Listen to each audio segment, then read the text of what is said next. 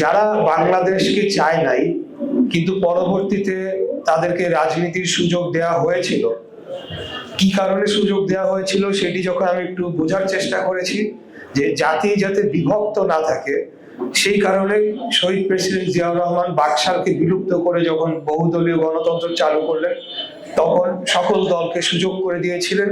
এটা ওনার উদারতা। কিন্তু দেখেন, আজকে এসে আমাদের এই মহান মুক্তিযুদ্ধকে মুছে ফেলার একটা অপচেষ্টা করা হয়েছিল। 24-এর গণ অভ্যুত্থানের মাধ্যমে আমরা যখন আবারও বাংলাদেশকে গণতন্ত্র পুনঃপ্রতিষ্ঠার হাইওয়েতে আমরা তুলতে সক্ষম হয়েছি, তখন কিছু ব্যক্তি বা একটি দুইটি বা একাধিক দল তারা পুরো গণ অভ্যুত্থানের কৃতিত্বটাকে নিজেদের পকেটস্থ করে নিজেদের কৃতিত্ব নেওয়ার চেষ্টা করলো এবং তারা বলল যে বাংলাদেশে অতীত পুরোটা মুছে ফেলে সেকেন্ড রিপাবলিক তারা করবে। এখন আমার প্রশ্ন হচ্ছে, যেই বাংলাদেশের মাটিতে আপনারা জন্মগ্রহণ করলেন, যেই বাংলাদেশের আলো বাতাসে আপনারা বেড়ে উঠলেন, সেই বাংলাদেশটা কোথা থেকে উৎপত্তি হয়েছিল, কিভাবে উৎপত্তি হয়েছিল সেটা কি আপনারা ভুলে গিয়েছেন কিনা, এই প্রশ্নটা তো তাদেরকে আমরা অবশ্যই করতে পারি। যদি বাংলাদেশই না থাকতো তাহলে 24-এর নতুন বাংলাদেশ গড়ার গণ অভ্যুত্থান থেকে হতো। তাই আমরা মহান মুক্তিযুদ্ধের সময় যারা বীর মুক্তিযোদ্ধারা ছিলেন, বীর মুক্তিযোদ্ধা মোজাম্মেল হক মুক্তা আমাদের পাশে সাথেই রয়েছেন, তাদেরকে কোনোভাবেই খাটো করার কোনো সুযোগ নাই, মুক্তিযুদ্ধকে অস্বীকার করার কোনো সুযোগ নাই। এটা আমরা অবশ্যই হতে দেব না। এটা হলো আমাদের রাজনৈতিক ওয়াদা।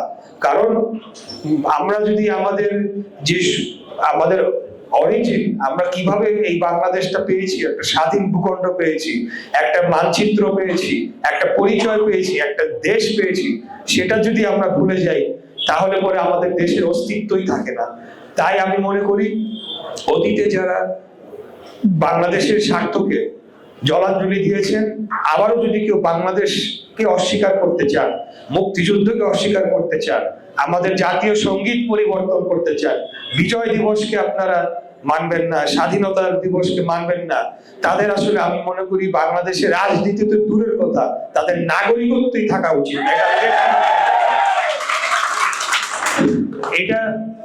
এটা হলো আমার মুক্তিযুদ্ধ বিষয় এবং আমাদের যে বর্তমান রাজনৈতিক প্রেক্ষাপট সেটার বিষয়ে আমি বললাম। দীর্ঘ 17 বছর আমরা আন্দোলন সংগ্রাম করেছি বাংলাদেশে একটি গণতন্ত্র প্রতিষ্ঠার লক্ষ্যে।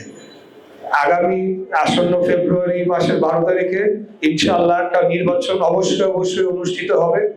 কেউ বা কারা যদি নির্বাচনকে বানচাল করার যতই চেষ্টা করুক, আমি গতকালও একটা বক্তব্যে বলে এসেছি, আমার মতো আরো শরীফ ওসমান হাদিকে যেভাবে হত্যা করা হলো, সেভাবে আমার মতো যদি আরো 50 জন প্রার্থীকে হত্যা করে, কিন্তু 50 জনের জীবনের মূল্য আর 18 কোটি মানুষের 20 কোটি মানুষের ভবিষ্যতের চেয়ে বেশি হতে পারে না। তাই মানুষের ভবিষ্যৎ, বাংলাদেশের ভবিষ্যৎকে একটা সুনির্দিষ্ট পথে নিয়ে এবং আমাদের যে লক্ষ্যমাত্রা সেগুলোকে আমরা অর্জন করার জন্য অবশ্যই একটা নির্বাচন হতেই হবে, এর কোনো বিকল্প নাই।